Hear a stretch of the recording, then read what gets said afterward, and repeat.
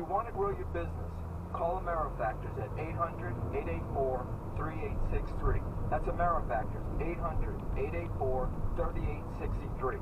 Or AmeriFactors.com for approval and funding within 24 hours.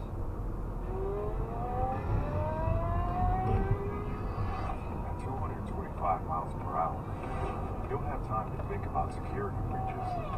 At 225 miles per hour, you can't concern yourself with ransomware. At 225 miles an hour, the only thing you should be focused on is your momentum. CrowdStrike, powering champions. This is SiriusXM. SiriusXM Radio. This is SiriusXM. SiriusXM Radio. SiriusXM Radio. House Speaker Kevin McCarthy is set to meet with Taiwan's president later this week in California. CNN's Melanie Zanona joins us now. And Mel, it's been fascinating watching U.S. officials over the course of the last couple of weeks really try and play down the transit of the Taiwanese president, yet knowing very well that this was likely going to happen. What more can you tell us about this meeting, particularly given the tensions with China that are only expected to accelerate in the coming days? Yeah, Speaker Kevin McCarthy forging ahead with this meeting with the president of Taiwan. We know it's going to take place on Wednesday at the Ronald Reagan Presidential Library. There's going to be a bipartisan group of lawmakers in attendance.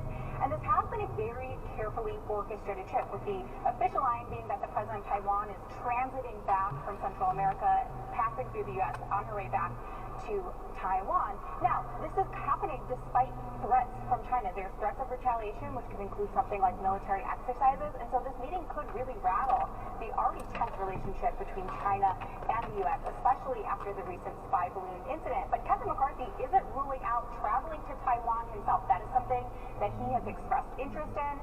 He has made standing up to China a top priority of his speakership. He told reporters last month that he is not going to let China tell him when and where to go. Of course, his predecessor, Nancy Pelosi, did make a historic trip to the island. Last year, she was the first speaker to travel to Taiwan in 25 years, and China did respond with extensive military exercises.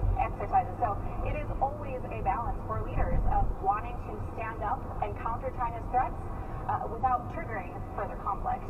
Philadelphia. It's an ongoing balancing act. One U.S. officials are watching very closely what the Chinese reaction will be. Melanie Zanona, thanks so much, as always. And still ahead, more than 1 million Americans are under new tornado watches as part of the Midwest and Mid-South recover from a brutal stretch of extreme